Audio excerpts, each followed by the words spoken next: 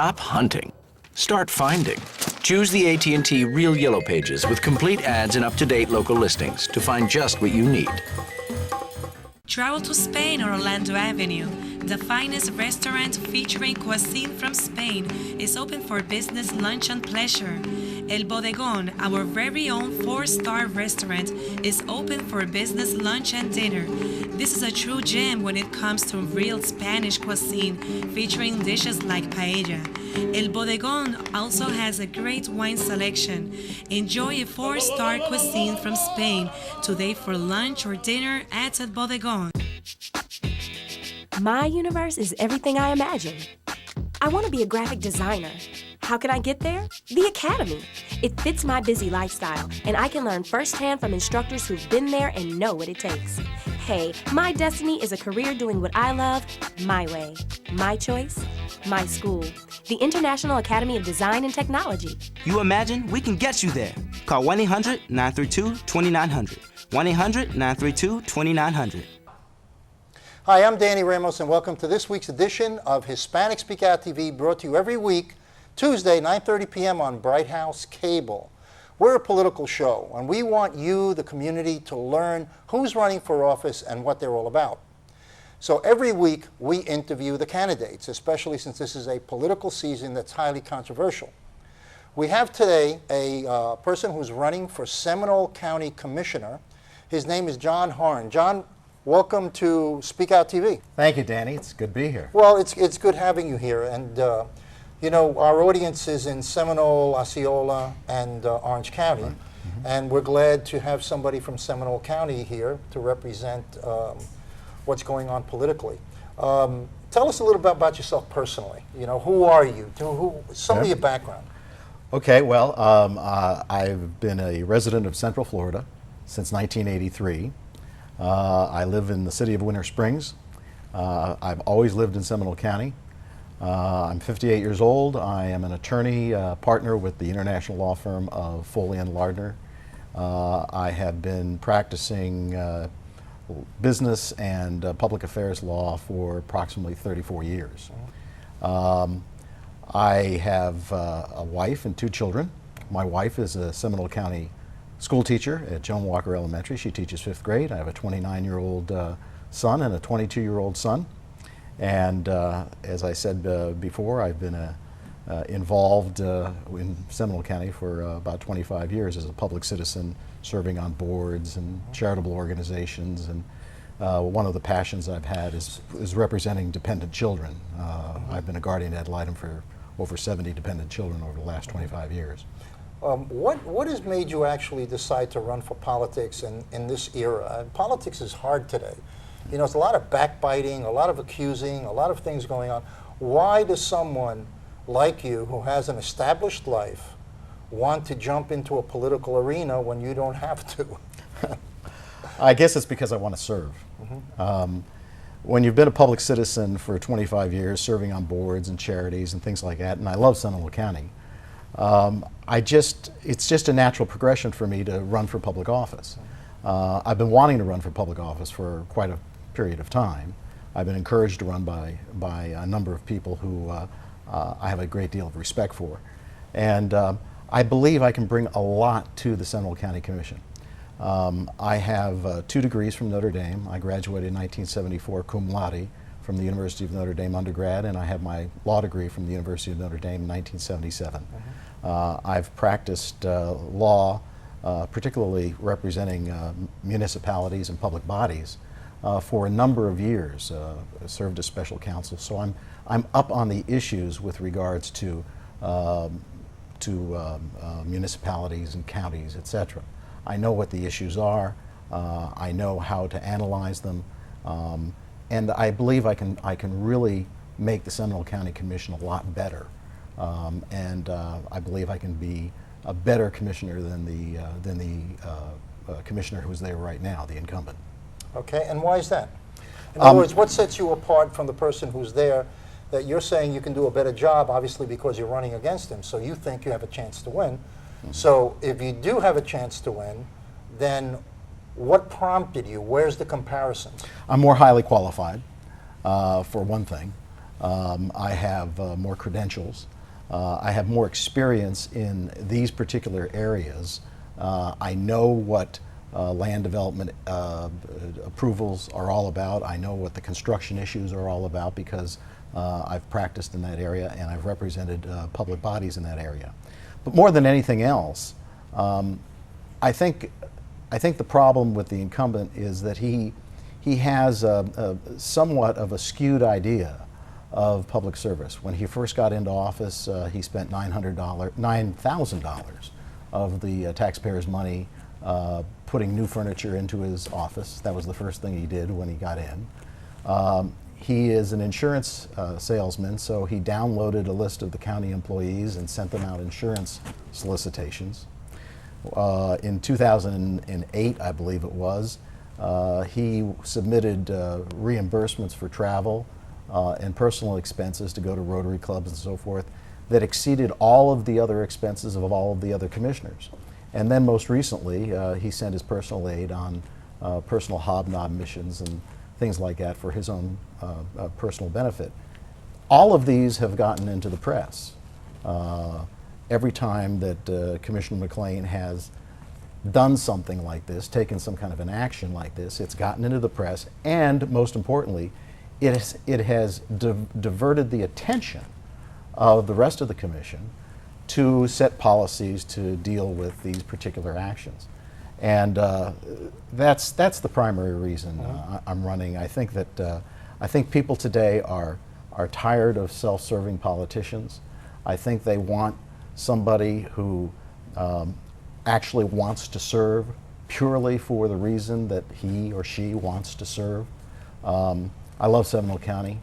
I truly have a desire to want to serve the county in a public position. Being a public citizen for the last 25 years and being involved on boards and charities and so forth, it's led me to the conclusion that I can really add a lot if I run for public office. And local government is really where the rubber meets the road. This is where you affect people's taxes.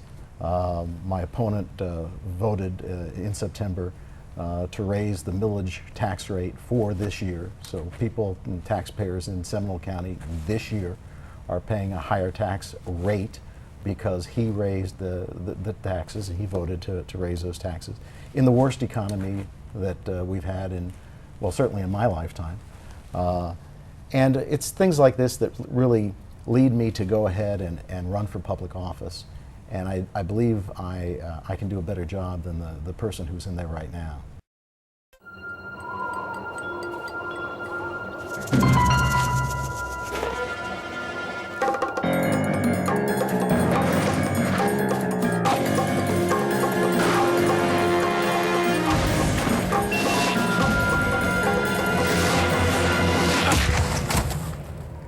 Stop hunting.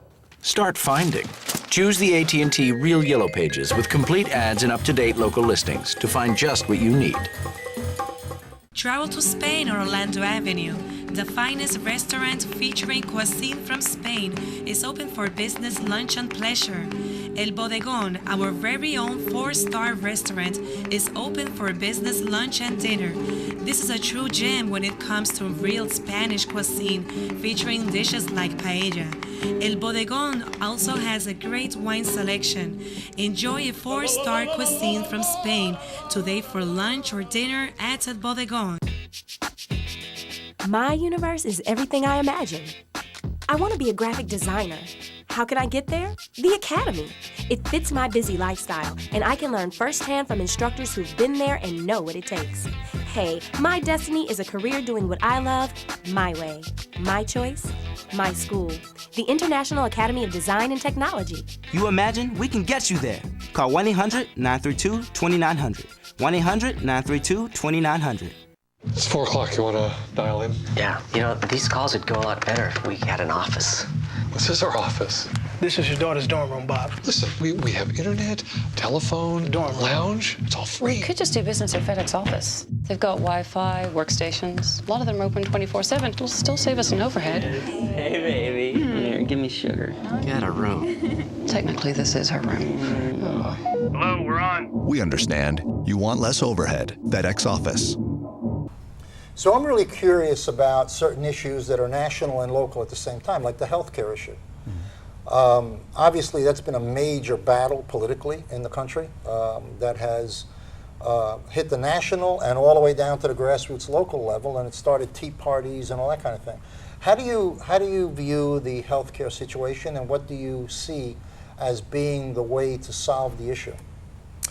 Well, I'm not quite sure I know how to solve the issue, but if in fact the problem that they were trying to solve was to insure those who are uninsured right now, a large pool of people who are uninsured, they didn't have to reform the entire healthcare system to do that. One of the things that concerns me as a person running for a local public office is what kind of effect is this going to have on local budgets? The obligation to insure everybody, the obligation to pick a particular insurer. How's that going to affect public budgets? How's that going to affect private businesses? How's that going to affect small businesses? Well, do you believe it's the role of the government to insure everybody? Is that the role of government? Or, you know, how do you feel about that? Because that's what the administration is going for right now. Everybody gets insurance. So there are two sides to this issue. Should everybody insured and be covered by the government, or should it be still go the other way, which is, you know, you're on your own basically, but you do have Medicaid and Medicare and you have these things? I'm kind of your classic conservative when it comes to the power of government. I think that the government should be limited. I believe that health care is not something that is an enumerated power of the government. I don't think that that's something that has to be done by the government. We have, as you can see at the federal government level now, more and more intrusion of government into our private lives and into private endeavors. You have the government taking over the car industry. You have the government taking over the financial services industry. As a matter of fact, right now we own, you and I as taxpayers own several auto companies. I haven't seen a check yet. So. I haven't gotten a dividend either, and who do I call about that? I don't know. The White House, I guess. But no, I'm not in favor of government intrusion. I think the government should be limited. I think that the more government is limited, the more freedom people have, and the more personal accountability people have. Now, at the local government level, where, as I said, the rubber meets the road, obviously there are things that have to be done by the local government. The roads have to be paved. The police have to be out on the streets, and they have to protect the public. The health and the safety of the public is paramount, and that is the biggest responsibility of local government. So I'm concerned about all of these federal mandates and how they're going to affect the ability of local government. Well, it's going to cost money. Oh, yes. It's going to cost a lot of money. So it's going to cost money. And the only way is to increase taxes. Well, that's the only way to pay for it, because we are in a deficit. So I don't see any solution. If we are putting this on the back of the country, then the country has to pay more in order to stay in the black. Take, for example, the state of Michigan. You know, they have for a number of years given a lot of social services and relied on the car industry. Well, now they basically, as far as their local taxes are concerned, have put themselves into a position where a lot of the people are moving out of Michigan, they can't sell their houses, etc. We don't want to put ourselves in a position here in Florida, and particularly in Seminole County, where we have a situation where we impair the saleability of our houses because of the taxes you have to pay on them. One of the things that you have to do as a county commissioner, I think, is first establish what is the acceptable level of service. The acceptable level of service for parks and recreation, for police and fire, for roads, for whatever it is. What is the acceptable level of service? And then you determine what is the lowest tax rate to get that acceptable level of service. we've had a wonderful quality of life in Seminole County for a number of years because we've had the ability to go ahead and have an affluent citizenship where we've had good property values, etc. Now what you see here in Central Florida, apparently, according to what I read the other day, 58% of all houses are upside down in terms of their mortgages. Well, that's a situation that is not going to be made better by higher taxes. Now, I'm not saying that you can never raise taxes. Obviously, there's going to be situations where you're going to have to raise the tax rate in order to meet those acceptable level of services. But I think first and foremost, you have to look at consolidating services. You have to look at consolidating departments at the county level. You have to look at efficiencies. You know, we don't have enough money to run our local governments the way we did 4 years ago, and we can't do anything about that. Well, But where is the money gone? If you could have done it 4 years ago, then what's happened now that's so different in 48 months? the property values have gone down. But have the taxes gone down in proportion to the property values? No. No, they have not. As a So matter of that fact, means that they're still, the homeowners 3 years ago, but their values have gone down. The county hasn't reduced the tax burden in proportion to the houses, have they? well, in proportion to the house, you talking about in proportion to the value of the real estate. Well, as the real estate values go down, what the county commission and what my opponent did last year is, as the real estate values went down, he raised the millage rate. He voted to raise the millage rate. Now, here's the situation that exists. The millage rate went up. Unemployment went up. People's incomes went down. Mm-hmm. So how do people pay the increased millage, the increased taxes? Because, for example, most of the people in Seminole County have the Save Our Homes benefit. So most of the people who had that raise, had their millage rate increased, also had their value of their taxable appraisal increased by 3% because of Save Our Homes. So that was a big increase. But a lot of people were unemployed. A lot of people in private businesses, their incomes went down. So yeah, that's been the problem. The problem is the elderly too are caught in the squeeze because they've always been in a consistent income, you know, based upon retirement or based upon pensions or based upon Social Security. Now, taxes are increasing, okay, and they can't afford to live in Seminole County. So we're losing some of the elderly who are going to other places. I have an 86-year-old mother who lives in Oviedo. Okay, she's complaining, right? She's obviously on a fixed pension, and every year her taxes go up. Every year her property insurance goes up. Every year the services that she relies on, those go up. Last year, of course, she did not get a cost of living increase because the cost of living increase was not given to the elderly through Social Security and pension benefits. Right. So yeah, I mean, it particularly hurts the elderly, it particularly hurts the young. I think what you really need to do is you really need to understand what the acceptable levels of service are and then set the tax rate based upon those acceptable levels of service. But over the last, we kind of got fat and happy over the last 10, 15 years because property values kept going up. And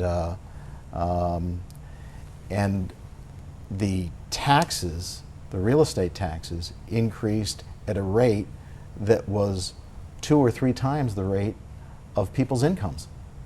And you can't continue to sustain that. And I think that's been a big problem. Yeah, I've lost, in my home, I've lost maybe close to 25% of the value.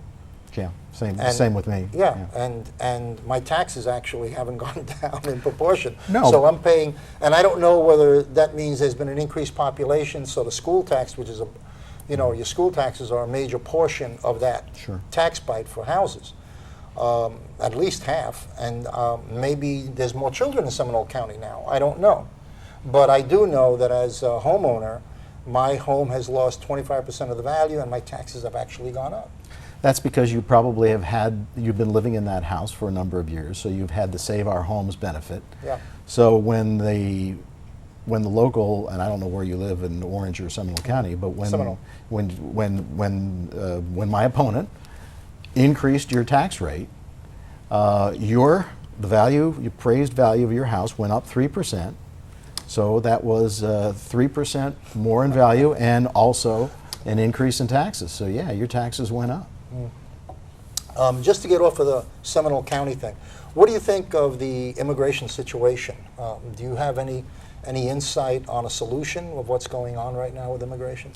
Well, you know, as a county commissioner, of course, you don't get involved too much in immigration issues. I think what the county commission should do is support the enforcement of our immigration laws through the sheriff and through and also what they can do is, in dealing with our contractors and vendors, is make sure that it's an event of default if in fact you knowingly hire an undocumented worker. But let me tell you nationally what the problem is with the immigration situation as far as I'm concerned. We are living, the states and the local governments are living with the imbecilities of what the federal government has done over the last 25 to 30 years. They have not enforced the immigration laws that are on the books.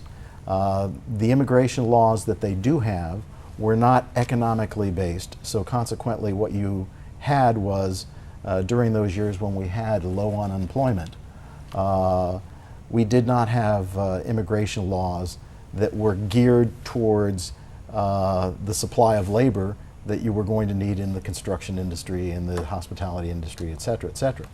And the thing about economic laws is they're inexorable. Labor will always go to find the demand for it. And then of course you had a problem with that you see in Arizona right now, and the states are reacting because the federal government has not done Do you anything. agree with the Arizona law? Do you agree with The Arizona law as written now, I think, is okay, because they're talking about, as it originally came out, I had a problem with the constitutionality of it.